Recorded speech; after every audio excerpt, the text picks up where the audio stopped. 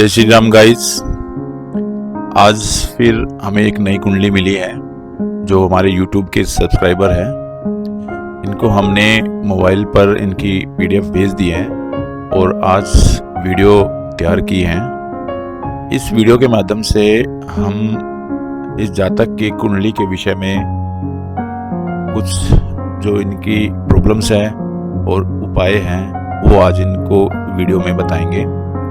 तो चलिए शुरुआत करते हैं। जब भी हमें कुंडली को देखना होता है, कुंडली में सबसे पहले हमें ये पता होना चाहिए एक नॉर्मल व्यक्ति के लिए कि इस समय कुंडली में किस ग्रह की महादशा लगी हुई है और अंतर्दशा किस ग्रह की लगी हुई है।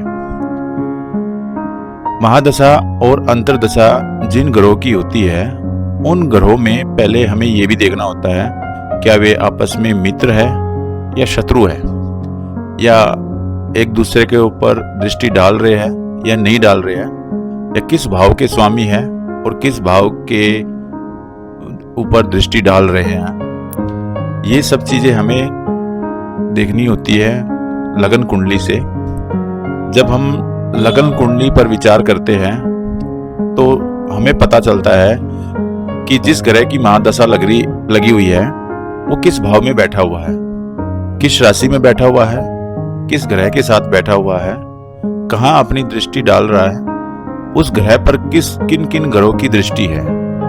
ये सब चीजें हमें लगन कुंडली से ज्ञात करना होता है।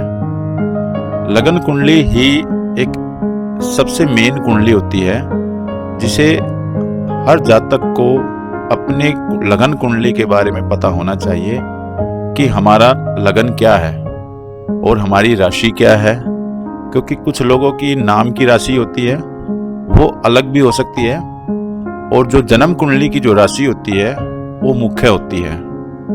इसलिए राशियां तो बहुत सारे लोगों की एक जैसी हो सकती है, लगन भी एक जैसा हो सकता है क्योंकि 12 ही लगन होते हैं, लेकिन सबका अपना अपना अलग स्वभाव होता है जिसके कारण हमें पता चलता है कि कुंडली से हमारा क्या स्वभाव बनेगा या क्या क्या समस्याएं हमें आ सकती है।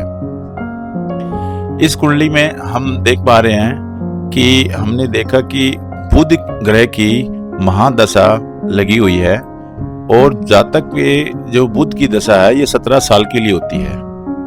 हम देखते हैं कि स्टार्टिंग में 5 जनवरी 2020 से लेके 5 जनवरी 2037 तक बुध की महादशा रहेगी और इस महादशा में अंतर्दशा किसकी है, वो शुक्र ग्रह की है। शुक्र ग्रह 31 मई 2023 से 31 मार्च 2026 लगभग 3 साल के लिए ये अंतर्दशा शुक्र की रहेगी। अब कुंडली में हम देखते हैं कि बुध और शुक्र क्या ये दोनों मित्र ग्रह है। जी हाँ, बुध और शुक्र दोनों मित्र ग्रह है, लेकिन कुंडली में बुध और शुक्र दोनों एक दूसरे पर दृष्टि नहीं डाल रहे हैं। बुध चंद्र के घर पर 7वीं दृष्टि डाल रहा है और शुक्र जो है वो लगन पर यानी कि सूर्य के घर पर दृष्टि डाल रहा है। बुध कुंडली में छठा भाव जो होता है वो रोग, कर्ज और शत्रु, ये 3 मुख्य चीजें छठे भाव से देखा जाता है। अब जिसकी कुंडली में बुध की महादशा लगी है और वो 6म भाव में बैठा हुआ है शनि के घर में, यानी कि इस कुंडली में 6ठा घर जो है उसका स्वामी शनि है और शनि जाकर उचके हो गए। अब बुध 6म भाव में है, तो अगर हम इस चीज को देखते हैं कि 6म भाव रोग, कर्ज और शत्रु का माना जाता है, तो बुध को क्या मिलेगा? बुध को भी रोग, कर्ज और शत्रु ये देगा। बुध की महादशा 17 साल की है, तो 17 साल तक जातक बुध की वजह से बीमार रह सकता है। अब हम देखते हैं कि बुध 6म भाव में बैठा हुआ है। अगर उससे हम उसका घर गिनते हैं, बुध के 2 घर कुंडली में माने जाते हैं, मिथुन राशि जहां आई हुई हो और कन्या राशि आई हुई हो। अगर हम जहां बुध बैठा है उस घर को लगन मान ले तो वहां से जब हम गिनते हैं तो छठे स्थान पर बुध की राशि मिथुन आई हुई है, जहां पर राहु बैठा है। लगन कुंडली के हिसाब से देखते हैं तो राहु यहाँ बैठे हुए हैं 11वें भाव में, लेकिन छठे भाव से 11वां भाव जब हम गिनते हैं तो ये षष्टम घर कहलाता है। तो इसका मतलब ये हुआ कि अगर बुध जहां बैठा है वहां से हम गिनते हैं तो बुध की महादशा में छठे घर जो इनकम है या जो कुछ जीवन में मिला है, कुछ हो सकता है गलतियां हुई है जाने अनजाने में या गलत पैसा आने की वजह से वो प्रॉब्लम्स क्रिएट कर सकता है। तो इसलिए हमेशा ध्यान रखें, जब भी षष्टम, अष्टम और द्वादश भाव में बैठे ग्रह की दशा लगे या षष्टेश, अष्टमेश और द्वादश 6, 8वां और 12वें घर का स्वामी जिस भी भाव में बैठेगा उस भाव की हानि करेगा। अब छठे भाव में जो भी ग्रह चला जाता है छठे, 8वें, 12वें में, और वो जिस भाव का स्वामी होता है उस भाव को हानि होती है। क्योंकि जैसे अभी बुध षष्टम भाव में बैठ गया है, रोग के भाव में बैठ गया है, तो बुध शुभ फल देने में असमर्थ रहेगा और रोग शोक वगैरह बीमारियां जो भी षष्टम भाव से मिल रहा है उसको रोकने में बुध अपनी शुभ शक्तियां, अपना पावर वो खो देता है, जिसके कारण जातक को बीमारियों से जूझना पड़ेगा 17 साल के लिए। ये जरूरी नहीं है कि पूरे 17 साल ही बीमार रहे, क्योंकि बीच में महादशा में अंतरदशा भी आती है जिसके कारण जातक को रिलैक्स भी मिलता रहता है बीच में, जिसके हम पता करके ये जान सकते हैं कि कब किस ग्रह की अंतरदशा आ रही है, क्योंकि 17 साल की तो बुध की दशा रहेगी।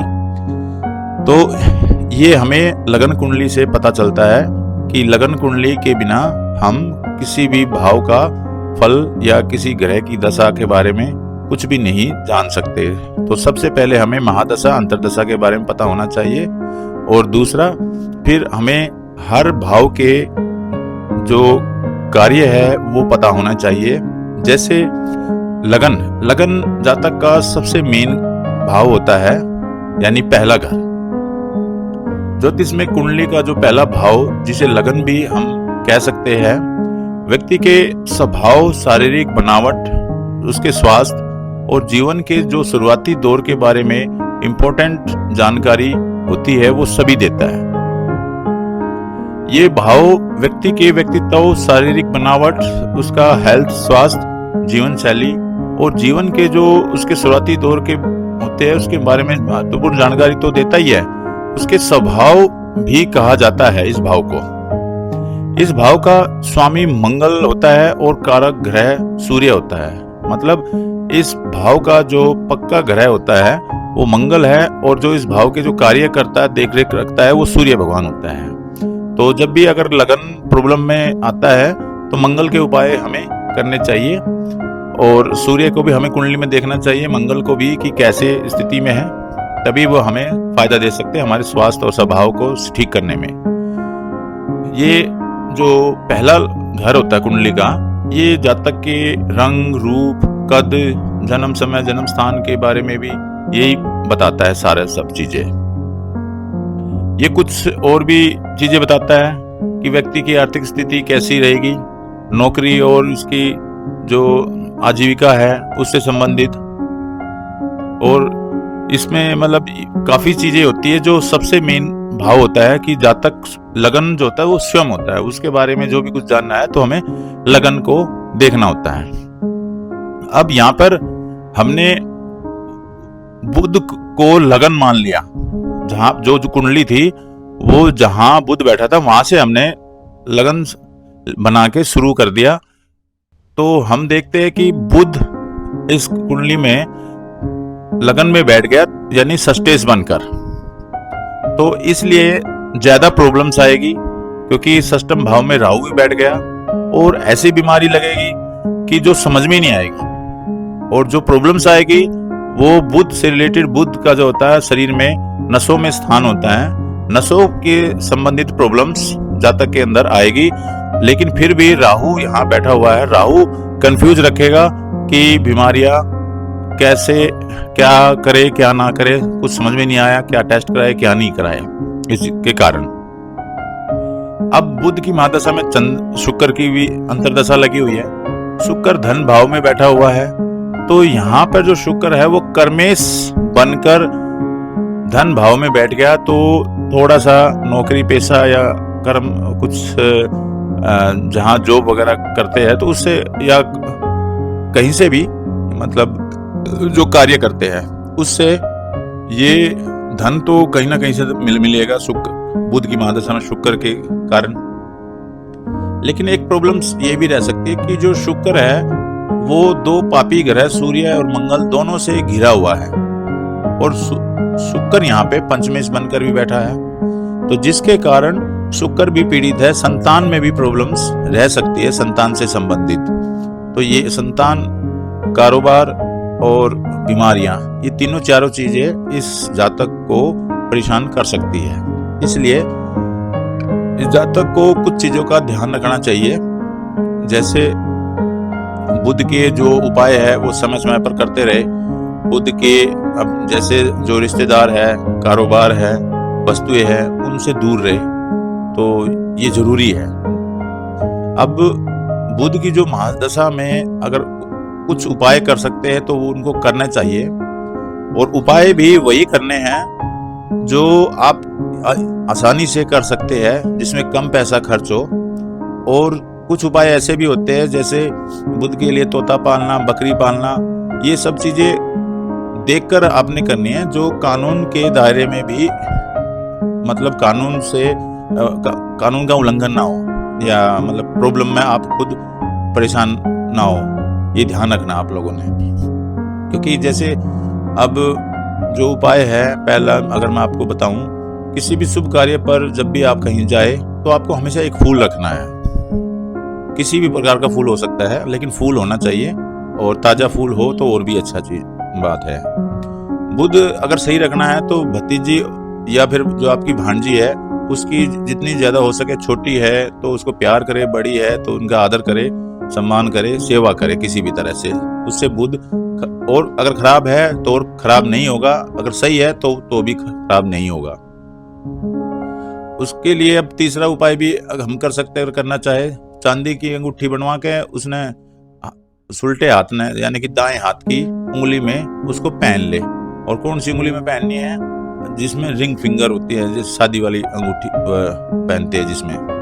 ये चौथा उपाय, बोतल में गंगा जल भर के उसने, आप जो जहाँ बुआई खेती होती है वहां पर उसको दबा सकते हैं। लेकिन ये ध्यान रखना, अगर कुंडली में चंद्रमा अशुभ है तो ही करना है। तो इस जातक का चंद्र तो ठीक है, इसलिए ये उपाय नहीं करना है। अगर पांचवें उपाय की बात करें, बहन और बेटी की शादी कभी भी उसे पुश्तैनी मकान के उत्तर में नहीं करनी है। ये मोस्ट इंपोर्टेंट है, ध्यान रखना इस बात का। मिट्टी के बर्तन में दूध भरकर वीराने में दबाना है। वीराना मतलब सुनसान जगह पे। बुधवार का अगर व्रत कर सकते हो तो व्रत करिए। और व्रत भी ये ध्यान रखना कि जब ग्रह अशुभ प्रभाव देता है तो उस दिन उस ग्रह की वस्तुओं का त्याग किया जाता है। लोग क्या करते हैं, मान ले बुधवार का व्रत करे तो हरे कपड़े पहन लेंगे, हरी चीजों का सेवन करने लग जाएंगे, उस दिन हरी दाल वगैरह सब ये समझेंगे कि बुध को ठीक करने के लिए हमें हरी चीजों का, यानी कि खराब अगर ग्रह है तो हमें दूर रखना उन चीजों से। और अगर शुभ है और उसकी शुभता बढ़ानी है तो उस दिन हमें व्रत इस तरह से करना है कि सारे दिन उस ग्रह की वस्तुओं का यूज करें, रिश्तेदार, कारोबार या फिर खान पान की चीजें या वस्त्र जो भी है। इस चीज में समय समय पर अपना गणेश जी को दूब चढ़ाते रहे। दूब जो घास होती है वो उनको गणेश जी को बहुत प्रिय लगती है, भगवान गणेश जी को। लड्डू भी आप चढ़ा सकते हैं।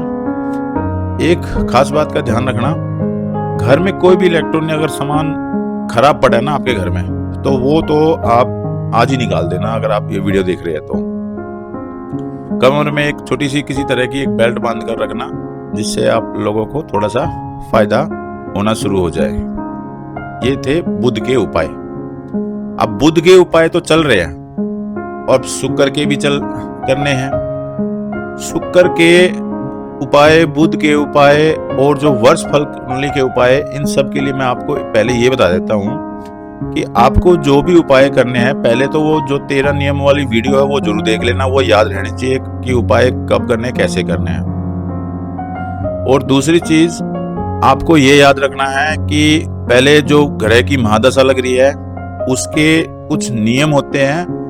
नियम मतलब रूल्स की, अब जैसे जनरल जो चीजें होती है, बुआ से संबंधित, बहन, बुआ, बेटी, इनको परेशान करोगे तो आपको और ज्यादा बुरे रिजल्ट देगा। तो ये ध्यान रखना, ये अपने जीवन में इसको उतार लो कि हाँ, सोच लो कि मेरे को कभी ऐसा नहीं करना है। तो कुछ चीज ऐसी होती है, ये भी उपाय के रूप में ही होते हैं। और उसके बाद फिर आपको अंतर्दशा के उपाय करने चाहिए। अंतर्दशा जिस ग्रह की लगी हो, जैसे शुक्र की अंतर्दशा लग रही है तो वो आपको उपाय करने चाहिए। फिर वर्षफल कुंडली में जो ग्रह आपके खराब है वो निचोड़ होता है। 1 ग्रह, 2 ग्रह, 3 ग्रह, 4 ग्रह, 9 ग्रह में से जो भी आपके खराब है उनको आप ये महादशा और अंतर्दशा के उपाय करने के बाद उन उपायों को तो जरूर आप कर लीजिएगा। ये हर साल आपको आपके जन्मदिन पे नई वीडियोस आपको मिलती रहेगी। लेकिन उपाय करना नहीं समझ में आता तो आप फोन कर लेना, लेकिन गलती नहीं करना।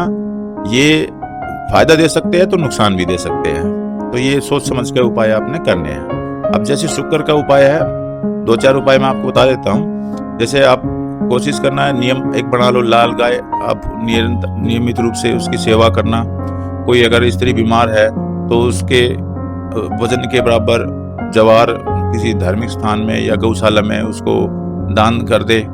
हमेशा अपने ये ध्यान रखे, जनरल चीज है माता पिता की सेवा करना। और ज्यादा लगे कि हाँ आपके घर में कोई स्त्री की कुंडली है तो पुरुष की कुंडली है तो स्त्री की, अगर पति पत्नी कोई सा बीमार है तो गंदे नाले में 43 दिन तक नीला फूल फेंकते रहना। किसी धार्मिक स्थान में कभी कभी कांसे का बर्तन दान कर दे बुधवार को। ये छोटी छोटी चीजें हैं, ये आप लोगों को करनी है शुक्र के उपाय के लिए। और 1-2 और बता देता हूँ। जैसे विवाह के समय अगर पहले तो गाय होती थी, सबके घरों में होती थी तो दान वगैरह चलता था, लेकिन अब इतना नहीं है, लोग गाय भैंस वगैरह नहीं रखते हैं। लेकिन फिर भी अगर हो सके तो गाय का जरूर दान करना चाहिए हमेशा। कांसे का बर्तन दहेज में ले, जब भी आप अपनी लड़की की या किसी की भी अगर आपको नॉलेज है, भाई शादी हो रही है किसी की लड़की की, तो उसमें सबको बताया कि कांसे का बर्तन जरूर देना चाहिए, जिससे बुध ठीक रहता है।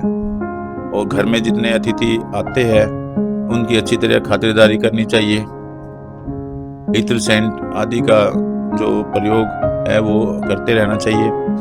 अपने जो पहनावे है वो ठीक ठाक रखे। इन सब चीजों से क्या है, शुक्र ठीक रहता है।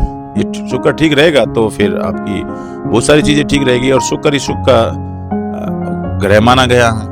अगर शुक्र लग्जरी लाइफ देता है, लग्जरी लाइफ के लिए शुक्र को ठीक रखना, मैं तो कहता हूँ हर इंसान को शुक्र ग्रह के उपाय तो करते ही रहना चाहिए अगर आपको लग्जरी लाइफ सेट करनी है तो अपने लाइफ को। अब एक चीज है कि सबको सब रत्न सूट नहीं करते हैं, सबको सब रत्न सूट नहीं करते हैं। अब इस जातक को जीवन में अगर धारण करना तो पुखराज रत्न धारण करना है, इसके अलावा कोई रत्न नहीं धारण करना है। और बुध की महादशा में तो पुखराज भी धारण नहीं करना है, क्योंकि जो लग्नेश है कि लगन जो है सिंह लगन है, सिंह लगन का स्वामी सूर्य सप्तम भाव मार्ग भाव में बैठा हुआ है, तो वो भी नहीं पहन सकते।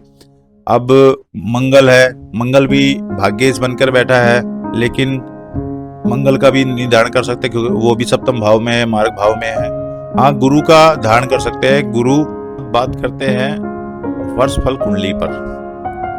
इस जातक को जो इसमें उपाय दिए हैं और जो ग्रह खराब है वे 14 फरवरी 2025 से लेकर 13 फरवरी 2026 तक कर लेनी चाहिए, जिससे जो ग्रह की अशुभता है उसमें कमी आए और शुभता बढ़ सके। करना चाहे तो 9 ग्रह के भी उपाय कर सकते हो, और नहीं तो जो ग्रह खराब है अगर आप सूर्य का उपाय करना चाहते हैं तो सूर्य इस कुंडली में इस साल में आपके पहले भाव में बैठे हुए हैं लगन में, तो सूर्य की शुभता और बढ़ानी है तो आप कुछ उपाय कर सकते हैं। उसके लिए आप क्या कर सकते हैं, तो क्योंकि लाल किताब में एक चीज का ध्यान रखना, लाल किताब में जो भी उपाय होता है ना, ये लगभग आपके जो कैरेक्टर है ना, जो आपका रहन सहन है, जो आपके बोलचाल है, इन चीजों को ठीक करने से ही आपके ग्रह ठीक होते हैं। इसमें इन चीजों पर ज्यादा दबाव दिया गया है कि जो भी आपने संयम नियम ये रखेंगे ना, तो आधे से ज्यादा उपाय आपके खुद ही हो जाएंगे। अब जैसे सूर्य लगन में है, तो इस साल अगर कोई जातक मांस मदिरा का सेवन अगर ना करे तो उसके लिए शुभ फल देगा। चाल चलन उसका ठीक रखे तो भी शुभ फल देगा। सूर्य को मीठे जल का अर्घ देंगे तो भी वो फायदा देगा इस साल। तो ये जरूरी है, बहुत सारी चीजें जो लाइफ में मैटर करती है। अब बात करते हैं चंद्रमा की। चंद्रमा इस कुंडली में जो वो भी पहले भाव में ही बैठा हुआ है, सूर्य भी चंद्र भी दोनों ही पहले भाव में बैठे हुए हैं। क्योंकि लाल किताब का कुंडली का जो एक बार जन्म की कुंडली बन गई, वही कुंडली में बस ग्रह हर साल अलग अलग बैठे होते हैं। जो 4 ग्रह बैठ गए तो चारों ग्रह एक साथ ही बैठे रहेंगे, लेकिन किस भाव में बैठेंगे वो हर साल अलग अलग होता है। तो चंद्रमा के अगर हम उपाय के बारे में बात करें तो चंद्रमा को ठीक रखने के लिए वो उसमें भी यही है कि एक भैया आपने ये ध्यान रखना है, दूध और दूध से बनी जो वस्तुओं का व्यापार नहीं करना है, अपनी माता की सेवा करनी है, चांदी के बर्तन का उपयोग करना है, नदी पार करते समय उसमें पैसा बहाते रहना है। ये छोटे छोटे उपाय है, ये आपको करने चाहिए। मंगल भी इस साल आपकी कुंडली में 10वें भाव में बैठा हुआ है। अगर देखा जाए तो मंगल की जो शुभता है वो अशुभता से ज्यादा है, तो इसलिए इसमें अगर मंगल की शुभता को और बढ़ाना है तो आप थोड़ा सा इस मंगल को ये भी ध्यान रखना कि इस साल आपको, मैं बता देता हूँ आपकी वर्षफल में मंगल की शुभता या अशुभता के कारण आपकी कुंडली में मंगल पर उसके शत्रु ग्रह बुध की पूरी दृष्टि पड़ रही है। आपकी वर्षफल कुंडली में मंगल शत्रु ग्रहों से युक्त या दृष्ट होकर 10वें भाव में बैठा हुआ है। लाल किताब के अनुसार इस साल आपके बनते हुए कार्यों में बाधाएं उत्पन्न हो सकती है, अकारण ही आपकी बदनामी हो सकती है। आपको सावधान और सचेत रहने की जरूरत है।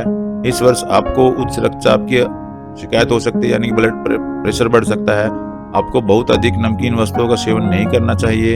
यदि आप अपने घर का सोना बेचते हैं तो आपके संतान पर इसका बुरा प्रभाव पड़ सकता है, क्योंकि अब इसने बताया ना कि एक मंगल की जो अशुभता की मात्रा शुभता की मात्रा से अधिक है, तो मंगल के उपाय इस जातक को करने चाहिए। ये ध्यान रखना कि मंगल के उपाय तो आपको करने ही हैं इस साल में, नहीं तो आपको प्रॉब्लम आ सकती है।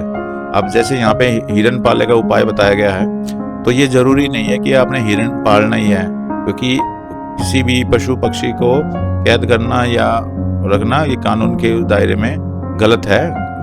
तो ये अगर लिखे है तो सोच समझकर इन चीजों को करे, या फिर और जो छोटे मोटे उपाय वे करे। जैसे आप कर सकते हो निसंतान व्यक्ति की सेवा करे, दूध जो उबल कर चूल्हे पर ना गिरने दे, ये ध्यान रखना आपने। ये मंगल के 2-3 उपाय है। मीठी रेवड़ी आप पानी में बहा सकते हैं, ये जरूरी है।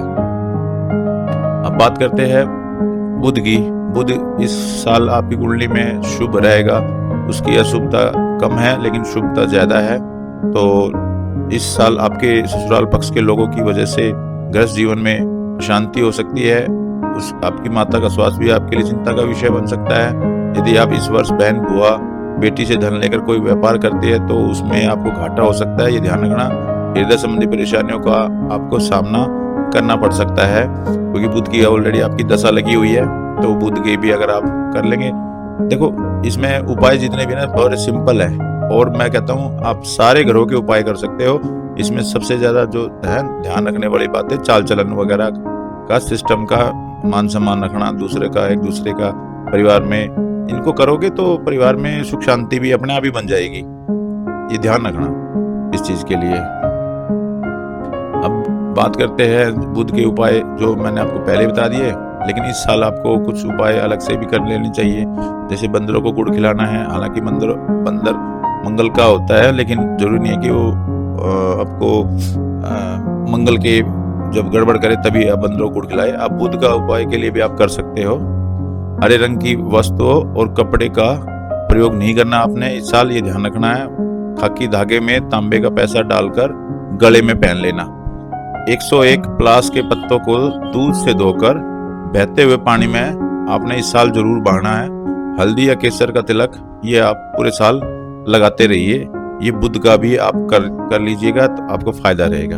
छोटे छोटे उपाय है जो, अगर जरूरी नहीं है 5 उपाय दिए तो 500 ही करने हैं, जो सिंपल लगे वो आपको उपाय करने हैं, ये ध्यान रखो। ज्यादा सारे उपायों के चक्कर में नहीं घुसना। एक ग्रह का एक उपाय पकड़ लो जो सबसे अच्छा लगता है। सारे 9 के 9 ग्रह के उपाय हर साल आप लोग कर लिया करो। अब बात करते हैं गुरु की। बृहस्पति शुभ स्थिति में दूसरे भाव में बैठा हुआ है। लाल किताब के अनुसार आपको अचानक ही धन लाभ होगा। आपको आगे घटने वाली घटनाओं का पहले से ही आभास होना शुरू हो जाएगा। परोपकार की आपकी भावना भी प्रबल होगी। आपको चिंता करने की आवश्यकता नहीं होगी। आपके सारे कार्य सफलता संपन्न होंगे। आपके जीवन साथी की तरफ से भी आपको विशेष सहयोग और सहायता प्राप्त होगी। अब हम ये कह सकते हैं कि इस साल आपका गुरु शुभ है, लेकिन इस गुरु की और शुभता अगर आप बढ़ा सकते हैं तो गुरु का ये भी, उनके भी कुछ नियम है, उनको भी ध्यान रखना। जैसे घर के सामने के जो गड्ढे होते हैं उनको आप भरवा के रखना, कभी खुला ना छोड़ना। किसी को घर के सामने गड्ढा ही मत खोदने दो, अपने उसको पहले से ही बंद कर दो। दूसरा, सोने चांदी से संबंधित व्यापार नहीं करना आपने इस साल। हल्दी या केसर का तिलक आप लगाते रहो नाभि पे, गले पे और माथे पर। अपने घर का एक हिस्सा अधूरा ही बिना बनवाए छोड़ो, थोड़ा खुला सा ओपन एरिया। अपना चाल चलन ठीक रखे। नई ब्याही हुई लड़की को पतीसे की मिठाई खिलाओ, ये इससे गुरु ठीक रहेगा, क्योंकि पतीसे की मिठाई पीली होती है और गुरु खुद स्वयं में मीठा होता है, तो पतीसे की मिठाई खिलाने से बहुत ही ज्यादा गुरु शुभ हो जाते हैं। ये ध्यान रखना। कोई ये उपाय तो कोई भी कर सकता है। अब बात करते हैं शुक्र। और शुक्र इस साल में कैसा है? इस साल तो शुभ है, लेकिन शुक्र की अंतर्दशा भी लगी हुई है, ये भी ध्यान रखना। तो आप ये एक आधे उपाय और कर सकते हो अगर शुक्र के उपाय करना चाहो।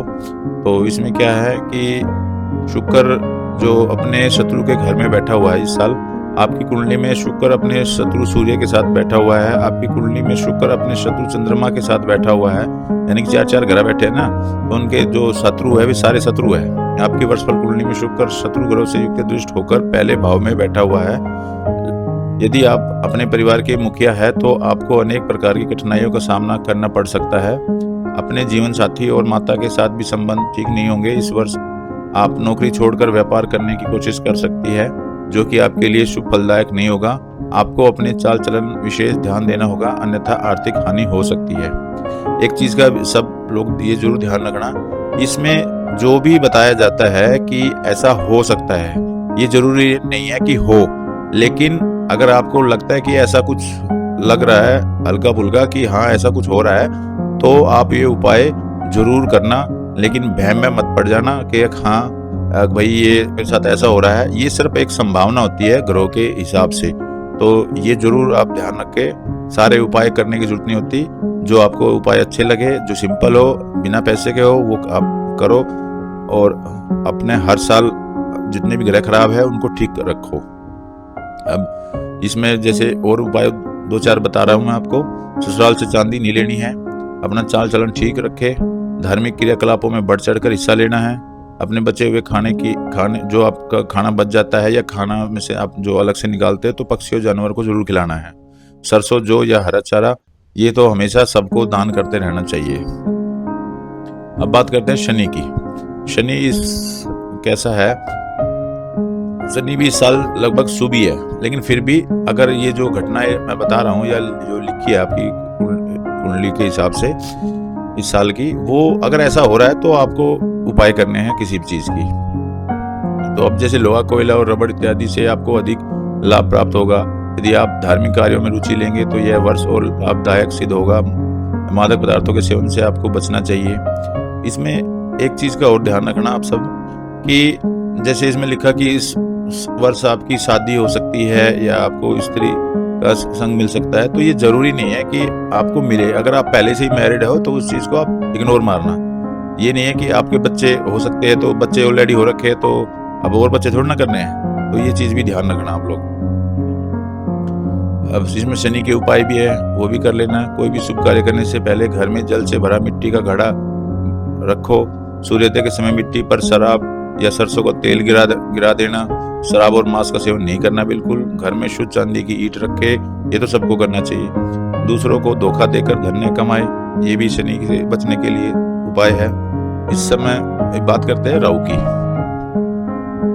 राहु की जो शुभता की मात्रा अशुभता की मात्रा से अधिक है, यानी कि राहु इस साल शुभ है।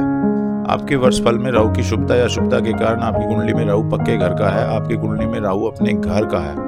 आपको वर्ष फल कुंडली में राहु शुभ स्थिति में 12वें भाव में बैठा हुआ है। लाल किताब के अनुसार यह वर्ष आर्थिक दृष्टि से आपके और आपके ससुराल पक्ष के लोगों के लिए उत्तम होगा। उत्तर दिशा में आजीविका और सौभाग्य वृद्धि के लिए जाना श्रेष्ठ होगा। इस वर्ष आप धार्मिक कार्यों पर अपना धन खर्च करेगी। यदि आपके ऊपर कोई कर्ज है तो वो भी चुकता हो जाएगा, ऐसा हो सकता है। जो आपकी मानसिक स्थिति है उसमें भी कुछ सुधार हो सकता है। फिर भी अगर आपको लगता है कि राहु का उपाय करने हैं तो गले में चांदी का एक चौकोर टुकड़ा बनाकर धारण कर लो। अपनी रसोई घर में बैठकर खाना खाना चाहिए। शुद्ध चांदी का हाथी अपने घर में स्थापित करें। चांदी का हाथी जिसने भी अपने घर में रखा है, राहु खराब है तो कभी भी हाथी का वो नहीं रखना चाहिए।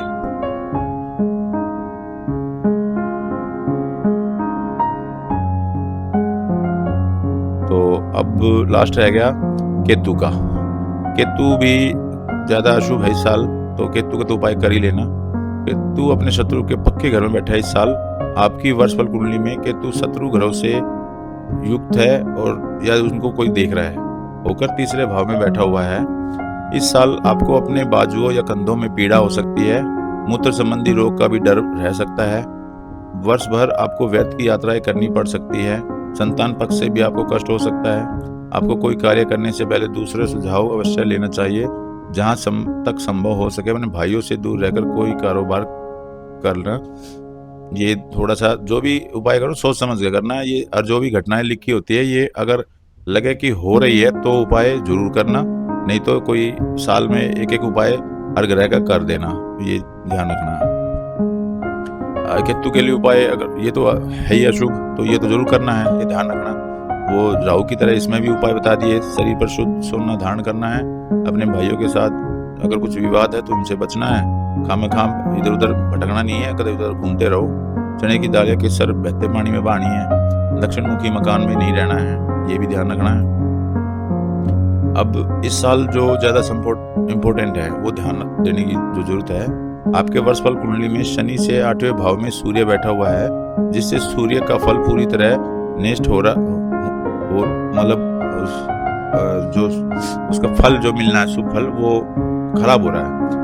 आपको अपने घर का चूल्हा दूध से बुझाना चाहिए, यानी कि आज चूल्हा तो रहा नहीं, जिसके घर में चूल्हा वो तो ठीक है, नहीं तो जिसके घर में गैस है तो वो दूध के छिट्टे मार दे। गैस बंद करके वो गर्म रहेगा बर्नर, तो उसमें छिट्टे मार दोगे तो भी वो सही रहेगा। आपकी कुंडली बुध तीसरे 8वें 9वें 11वें या 12वें भाव में बैठा हुआ है।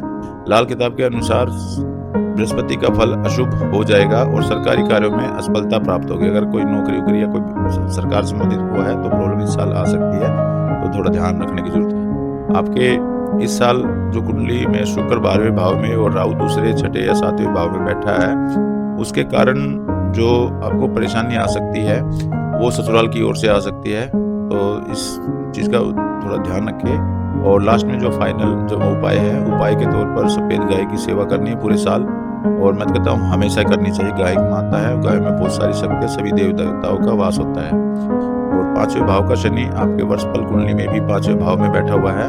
लाल किताब के अनुसार इस वर्ष आपका धन इधर उधर खराब हो सकता है, तो पैसे बचाना, इधर उधर इन्वेस्टमेंट नहीं करना। अगर कुछ करना है तो पहले फ़ोन करके पूछ लेना, फालतू इधर उधर नहीं करना कुछ भी। जय श्री राम।